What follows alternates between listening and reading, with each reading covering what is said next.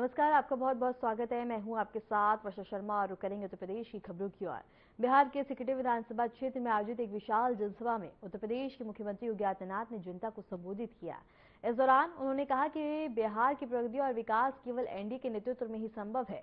मुख्यमंत्री योगी ने विपक्ष पर तीखा हमला बोलते हुए कहा कि जिन लोगों ने वर्षों तक बिहार को पीछे धकेला, वही आज विकास की बात कर रहे हैं। उन्होंने कहा कि प्रधानमंत्री नरेंद्र मोदी के नेतृत्व में देश और बिहार दोनों विकास की नई ऊंचाइयां छू रहे हैं। जनसभा में भारी भीड़ उमड़ी और लोगों ने जय श्री राम और मोदी योगी जिंदाबाद के नारों से माहौल को जोशीला बना दिया। मुख्यमंत्री के भाषण के दौरान जनता में काफी ज्यादा उत्साह देखने को मिला। माता जानकी की इस पावन धरा को कोटि कोटि नमन करते हुए मैं आप सबका अभिनंदन करता हूं। बहन और भाइयों, बिहार विधानसभा का चुनाव चल रहा है। पहले चरण का चुनाव संपन्न हो गया है। दूसरे चरण में परसों 11 नवंबर को आपको मतदान करना है। बहन और भाइयों, पहले चरण के मतदान में जो माताओं बहनों ने उत्साह दिखाया है, नौजवानों ने जो उत्साह दिखाया है, ये उत्साह, ये उमंग इस बात को बताता है कि 14 नवंबर को जब ईवीएम खुलेंगी तो बिहार की जनता जनार्दन फिर से निर्णय लेने वाली है कि फिर एक बार एनडीए सरकार, फिर एक बार एनडीए सरकार। और एनडीए सरकार के लिए भारतीय जनता पार्टी और एनडीए के प्रत्याशी विजय कुमार मंडल का विजयी होना उतना ही आवश्यक है। और इसी के लिए मैं अपील करने के लिए भगवान राम की पावन धरा, अयोध्या की पावन धरा, लखनऊ से प्रातः काल ही चल करके मैं आपके पास यहां पे आ रहा हूं। बहनों और भाइयों, बिहार जिसका अपना गौरवशाली इतिहास रहा है, उस गौरवशाली अतीत के धनी बिहार के सामने पहचान का संकट खड़ा करने वाले लोग कौन हैं? वही बिहार के असली अपराधी हैं। जिन लोगों ने बिहार के नौजवानों के सामने पहचान का संकट खड़ा किया, जिन लोगों के कारण बिहार अपनी पहचान के लिए मोहताज हुआ था, नौजवान के सामने, बिहार के नागरिक के सामने जिन्होंने पहचान का ये संकट खड़ा किया, बिहार में जंगल राज लाने का पाप किया था, वे लोग आज भी बड़ी बड़ी घोषणाएं करके आपके बीच में चुनाव में आ रहे हैं, आपको लालच देने का प्रयास कर रहे हैं, नौकरी के नाम पर बहकाने का प्रयास कर रहे हैं। लेकिन बहन और भाइयों, जिन लोगों का अतीत कलंकित है, काला है, उन लोगों पर विश्वास करने की आवश्यकता नहीं। ये वही लोग हैं जिन्होंने मां जानकी के बिहार को, महात्मा बुद्ध को ज्ञान प्रदान करने वाले बिहार को, 24वें तीर्थंकर भगवान महावीर को जन्म देने वाले बिहार को, देश के पहले राष्ट्रपति डॉक्टर राजेंद्र प्रसाद जी के बिहार को, लोकनायक जयप्रकाश नारायण के बिहार को, जननायक कर्पूरी ठाकुर के बिहार को, महान गणितज्ञ आर्यभट्ट के बिहार भाइयों, आचार्य चाणक्य और चंद्रगुप्त मौर्य के बिहार को जिन लोगों ने पीछे के पायदान पर धकेला, वही लोग बड़ी बड़ी घोषणाएं कर रहे हैं।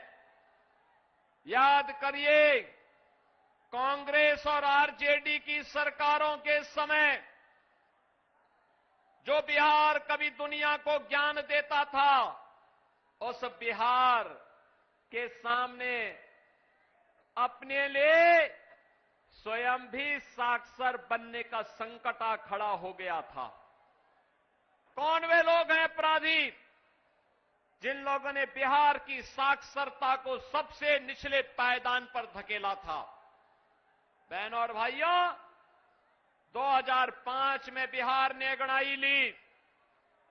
नीतीश बाबू के नेतृत्व में एनडीए की सरकार बनी।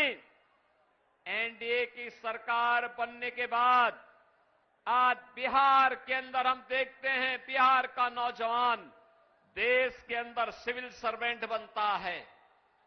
आज बिहार का नौजवान आईएएस बनता है, आईपीएस बनता है, आईएफएस बनता है। आज बिहार का नौजवान अपना स्टार्टअप स्थापित कर रहा है। आज बिहार का नौजवान उद्यमी बन रहा है।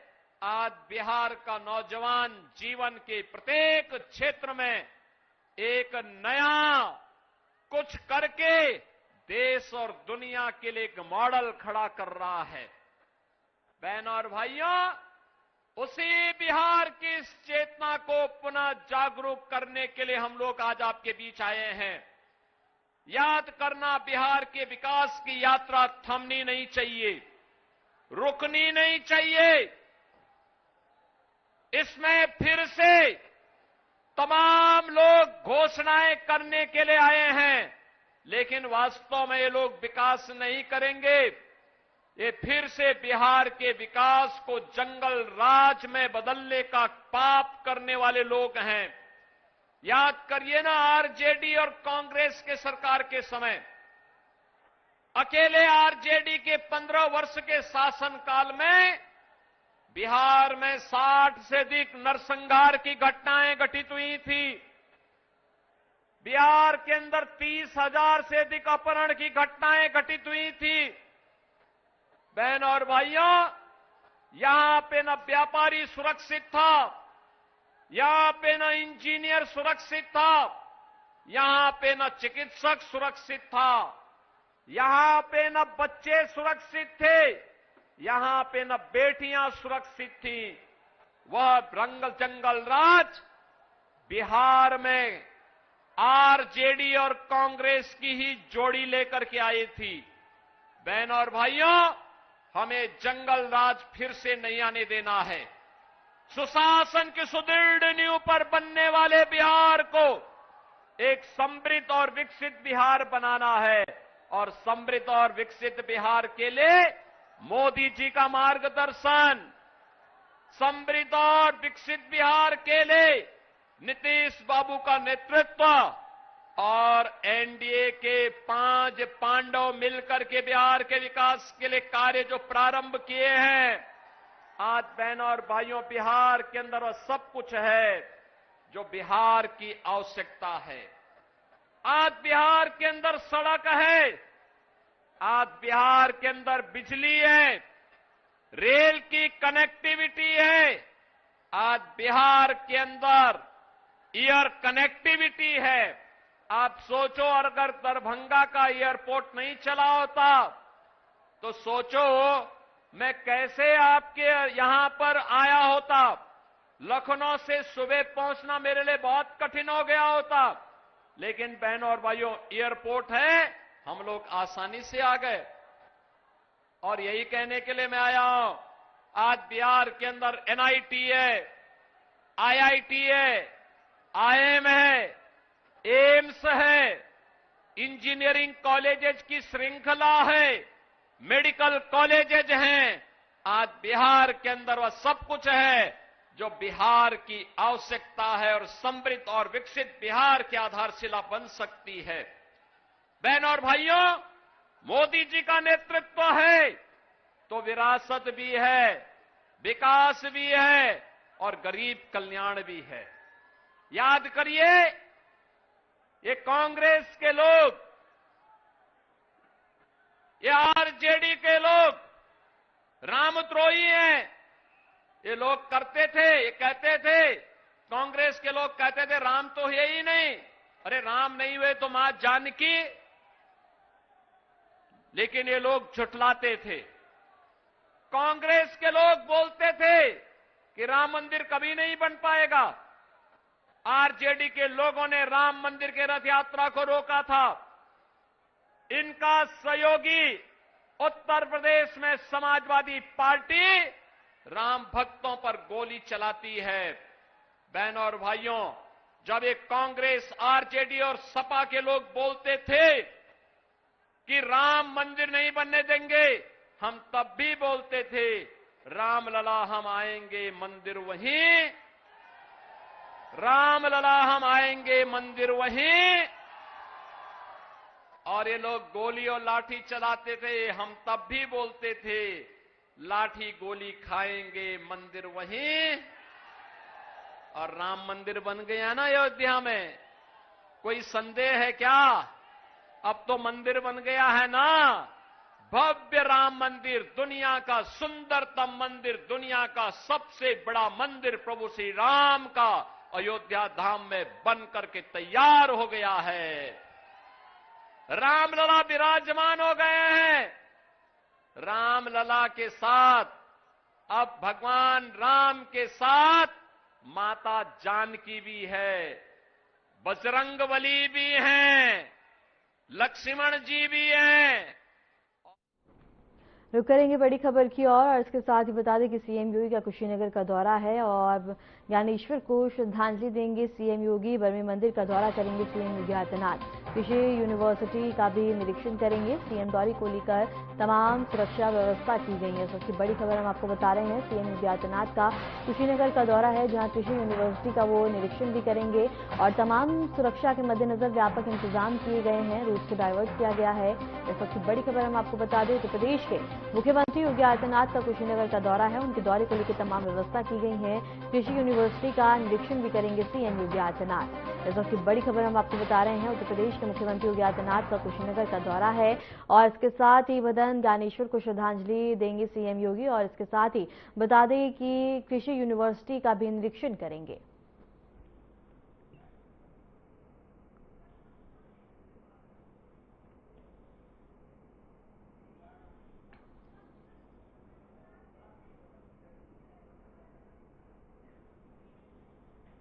इसी खबर पर रुक करेंगे हमारे संवाददाता अनुराग रंजन का। अनुराग, क्या कुछ जानकारी है? सीएम योगी का कुशीनगर का दौरा है। जी वर्षा, मैं बता देना चाहता हूं कि आज सीएम योगी का 3:30 बजे कुशीनगर का दौरा है, जहां बौद्ध संघ के अध्यक्ष ज्ञानेश्वर जी का श्रद्धांजलि देंगे वो और पुष्प अर्पित करेंगे और कृषि विश्वविद्यालय जो है कुशीनगर में, उसका भी वो निरीक्षण करेंगे। अनुराग, सीएम के दौरे को लेकर क्या क्या व्यवस्था की गई है? कौन कौन से रूट्स को डाइवर्ट किया गया? सुरक्षा के मद्देनजर क्या व्यापक इंतजाम है? जी, रूट का डाइवर्जन किया गया। जो एयरपोर्ट का रूट जाता है वहां से बड़ी गाड़ियों का डाइवर्जन है, वहां सिर्फ आम पब्लिक नहीं जा सकती है। और जो जहां कुशीनगर में बौद्ध संघ के अध्यक्ष के पास वो पुष्प अर्पित करेंगे और श्रद्धा करेंगे, वहां पर भी बहुत कड़े इंतजाम है। हर जगह फोर्स लगी हुई है, चप्पे चप्पे फोर्स लगी हुई है। अनुराग, सीएम योगी कृषि यूनिवर्सिटी का निरीक्षण भी करेंगे, उसमें क्या कुछ महत्वपूर्ण देखने को मिल सकता है? क्या कोई आदेश भी यूनिवर्सिटी के लिए दिए जा सकते हैं? नहीं, केवल निरीक्षण की बात आ रही है। अभी कुछ जनसभा थोड़ा करेंगे कि कुछ निरीक्षण होगा। बहन अनुराग, क्या कुशीनगर वासियों को कोई बड़ी सौगात भी मिल सकती है? क्या विकास योजना का किसी भी तरह का तोहफा मिल सकता है कुशीनगर वासियों को? नहीं, अभी केवल वो जो बौद्ध संघ के अध्यक्ष हैं उन्हीं को श्रद्धा सुमन अर्पित करने के लिए आ रहे हैं। और वह कहा जा रहा है कि जो कृषि विश्वविद्यालय बन रहा है कुशीनगर में, उसका निरीक्षण करेंगे। ठीक है अनुराग, आपका बहुत बहुत शुक्रिया हमारे साथ जुड़ने के लिए, तमाम जानकारी साझा करने के लिए। रुक करेंगे अगली बड़ी खबर की ओर। सीएम योगी का 2 दिवसीय गोरखपुर का दौरा है। सीएम के नेतृत्व में कल निकालेगी एकता पदयात्रा और शहर विधानसभा क्षेत्र में निकाली जाएगी ये पदयात्रा। सरदार पटेल की 150वीं जयंती पर पदयात्रा का आयोजन किया जा रहा है। लगभग 2 किलोमीटर तक पदयात्रा करेंगे सीएम योगी। इस वक्त की बड़ी खबर हम आपको बता रहे हैं। सरदार वल्लभ भाई पटेल की 150वीं जयंती पर पदयात्रा निकाली जाएगी और इसके साथ ही सबसे बड़ी खबर हम आपको बता दें, सीएम योगी का 2 दिवसीय का गोरखपुर का दौरा है, जहां सीएम के नेतृत्व में कल निकलेगी एकता पदयात्रा, जहां शहर विधानसभा क्षेत्र में निकाली जाएगी ये पदयात्रा। सरदार पटेल की 150वीं जयंती पर इस पदयात्रा को निकाला जाएगा। इसके साथ ही सबसे बड़ी खबर हम आपको बता रहे हैं, उत्तर प्रदेश के मुख्यमंत्री योगी आदित्यनाथ का 2 दिवसीय गोरखपुर का दौरा है। सीएम के नेतृत्व में कल निकाली जाएगी एकता पदयात्रा शहर विधानसभा क्षेत्र में और इसके साथ इस यात्रा को निकाला जाएगा, जहां तमाम व्यवस्था भी की गई है और इसके साथ ही सुरक्षा के मद्देनजर व्यापक इंतजाम किए गए हैं और इसके साथ ही एकता पदयात्रा के जरिए से लोगों को एकजुट होने और इसके साथ ही सद्भाव के साथ रहने का संदेश इस यात्रा के जरिए से दिया जाएगा।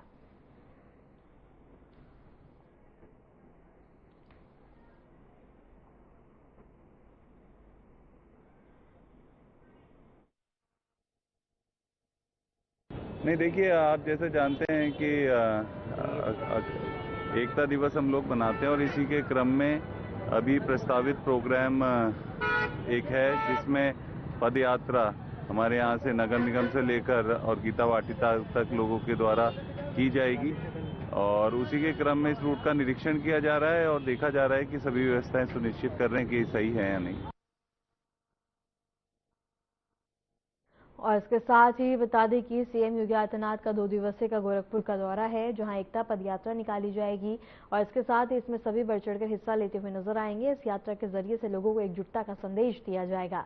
सुरक्षा के मद्देनजर व्यापक इंतजाम किए गए हैं ताकि पदयात्रा के दौरान कोई भी घटना ना घटे और इसके लिए तमाम व्यवस्था की जा रही है।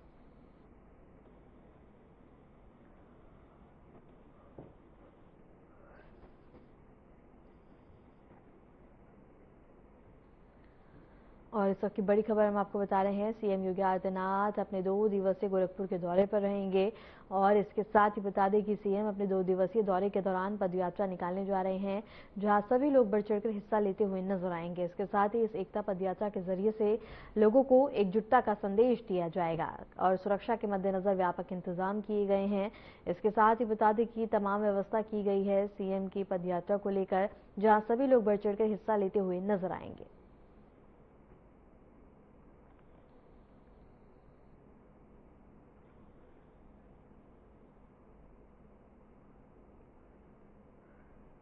इस वक्त की बड़ी खबर हम आपको बता रहे हैं, उत्तर प्रदेश के मुख्यमंत्री योगी आदित्यनाथ 2 दिवसीय गोरखपुर के दौरे पर रहेंगे और इसके साथ ही अपने दौरे के दौरान बता दें कि एकता पदयात्रा निकाली जा रही है, जहां सभी को एकजुटता का संदेश दिया जाएगा।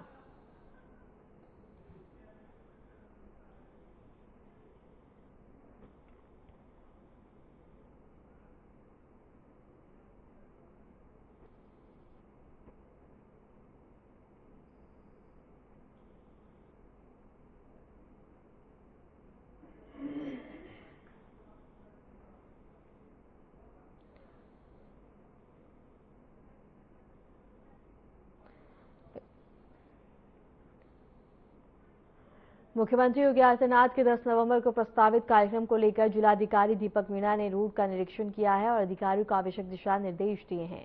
जिलाधिकारी ने नगर निगम से लेकर गोलघर काली मंदिर तक के पूरे रूट्स का स्थलीय निरीक्षण भी किया है।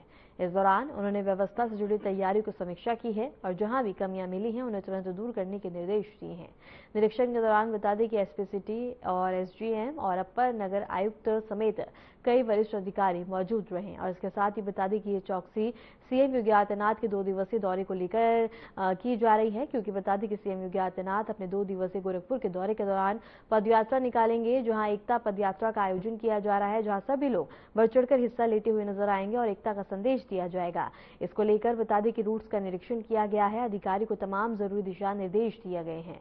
जिलाधिकारी ने नगर निगम से लेकर गोलघर काली मंदिर तक के पूरे रूट का स्थल निरीक्षण किया है और इसके साथ ही कमियां पाने के बाद उनको तमाम जरूरी दिशा निर्देश दिए गए हैं अधिकारियों को, ताकि जल्द से जल्द समस्याओं को दूर किया जा सके। निरीक्षण के दौरान एसपी सिटी, एसडीएम, अपर नगर आयुक्त समेत कई वरिष्ठ अधिकारी भी मौजूद रहे।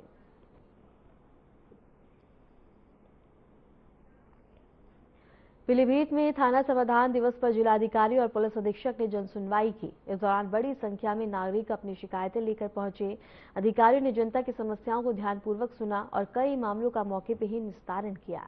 जन सुनवाई के बाद थाना अमरिया में नवनिर्मित मिशन शक्ति केंद्र और थाना कार्यालय भवन का जिलाधिकारी और पुलिस अधीक्षक ने संयुक्त रूप से उद्घाटन किया।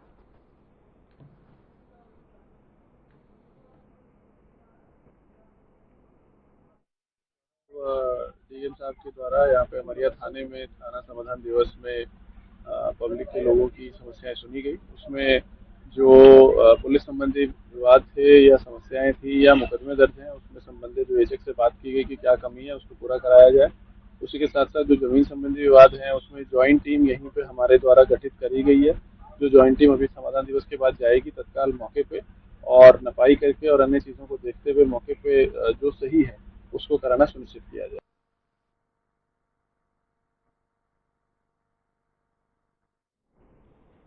ललितपुर में साहू डेयरी पर अवैध मिलावटी देशी घी बेचे जाने की खबर प्रमुखता से चलाने वाले पत्रकार पर जानलेवा हमला हुआ। हमला करने वाले आरोपियों का वीडियो सीसीटीवी कैमरे में कैद हो गया है। जानकारी के अनुसार पत्रकार ने साहू डेयरी की अवैध गतिविधियों को उजागर किया था और इससे बौखलाए डेयरी मालिकों ने पत्रकार पर हमला कर दिया। वहीं बुलडोजर सरकार ने मामले को गंभीरता से लेते हुए प्रशासन को सक्रिय किया। अवैध अतिक्रमण और मिलावटी घी की जांच में बुलडोजर द्वारा साहू डेयरी पर कार्रवाई की गई है। पुलिस ने हमले में शामिल दोनों आरोपियों को गिरफ्तार कर लिया है।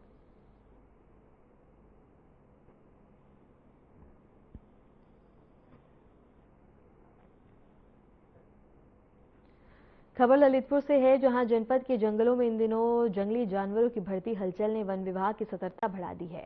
बताया जा रहा है कि मंडरावा रेंज की गिरार बीट में एक मादा तेंदुआ अपने 3 शावकों के साथ घूमती हुई दिखाई दी। ये दृश्य ग्रामीणों ने देखा और इसकी सूचना वन विभाग को दी, जिसके बाद विभाग पूरी तरह अलर्ट हो गया है। वन विभाग की टीमों ने क्षेत्र में गश्त बढ़ा दी है और जंगल से सटे सभी गाँवों में अलर्ट जारी कर दिया गया है।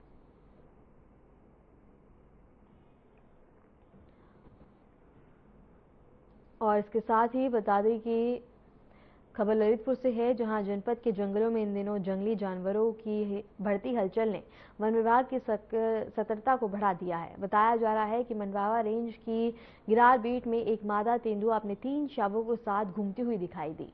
यह दृश्य ग्रामीणों ने देखा और इसकी सूचना वन विभाग को दी है, जिसके बाद विभाग पूरी तरह अलर्ट हो गया है। वन विभाग की टीमों ने क्षेत्र में गश्त बढ़ा दी है और जंगल से सटे सभी गाँवों में अलर्ट जारी कर दिया है, ताकि कोई भी भय का माहौल ग्रामीण वासियों में देखने को न मिले।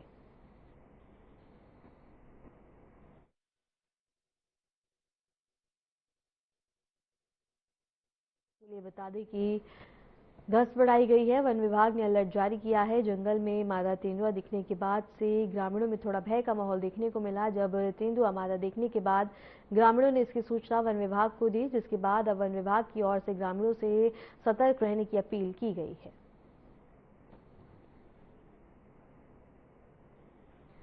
फिलहाल के लिए उत्तर प्रदेश की खबरों में इतना ही। नमस्कार।